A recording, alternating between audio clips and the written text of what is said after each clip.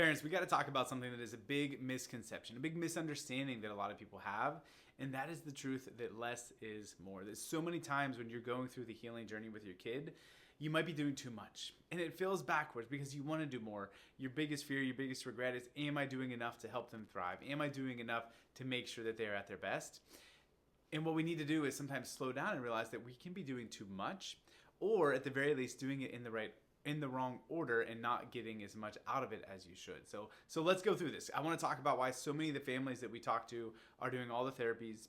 They've been through so many different OT and sensory and programs and brain-based rehabs, and they've maybe done supplements and diet changes and detoxes and all these protocols. And honestly, it's usually made a difference, right? It hasn't been for nothing, but they're still dealing with some struggles. They're still dealing with challenges, or maybe they're still stuck in a major way, right? Maybe they've plateaued, maybe they've hit a rough spot. What we see when that's the case is that there's a missing piece, there's a missing foundational neurological root cause that isn't being addressed. And that is a regulated nervous system. That is the part that no one is talking about, or at least in the same way that we think that we should be, which that's talking about how this gas pedal versus brake pedal, or sympathetic versus parasympathetic sides of your nervous system are really at the root of so many challenges for our kids. So let me explain what that means. There's two different modes your body can operate under. The gas pedal is what you might think of as the fight or flight response. That's your sympathetic nervous system.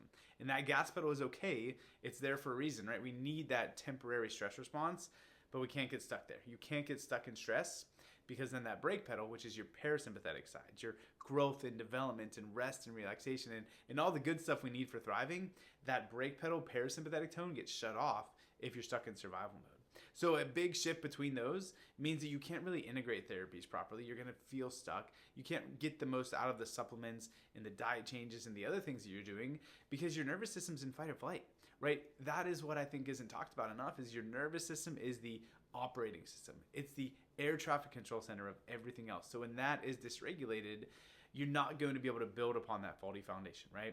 And that foundation really is a good way to think about it, because if you had a foundation of your house that was cracked, if you had a foundation of a building that was crumbling, you don't start repairing the building by putting WD-40 on the windows or a fresh coat of paint or some new throw pillows. You've got to get to that core issue, right? You've got to get to that core root cause issue. And then sure, you got to patch up the drywall and put a new coat of paint on and all the other things that are important, but it's got to start with that core issue. So where does that go wrong?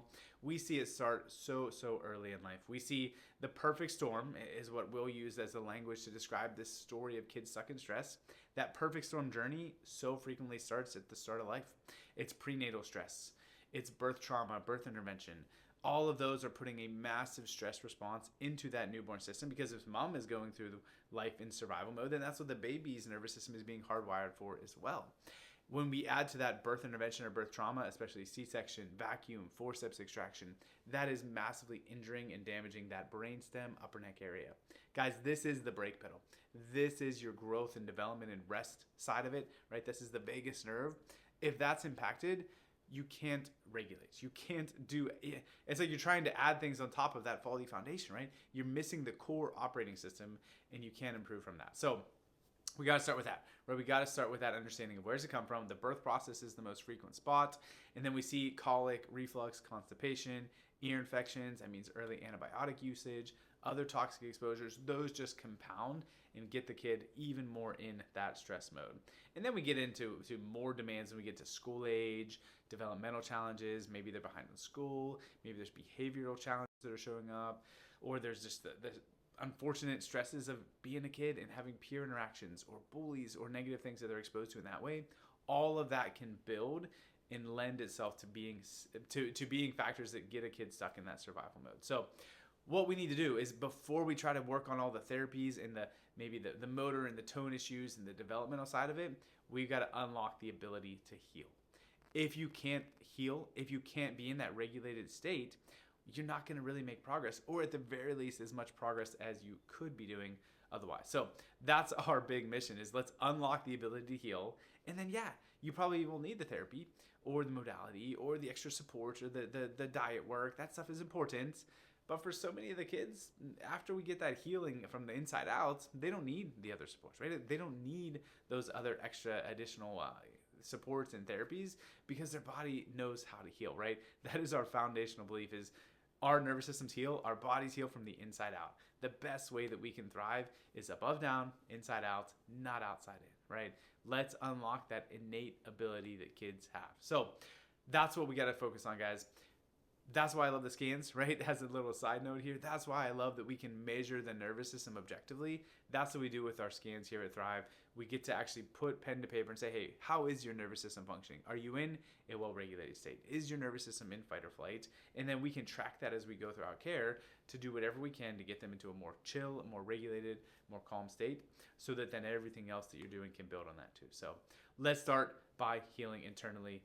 Don't beat yourself up if you feel like you're doing all the things and not getting the results. It's coming from the right place, right? It's coming from this amazing drive that parents have to do whatever they need to for their kid. What you might be doing is just missing something that is at that root issue, at that root level, that is going to unlock your ability to heal in every other way. That's really what chiropractic does, guys.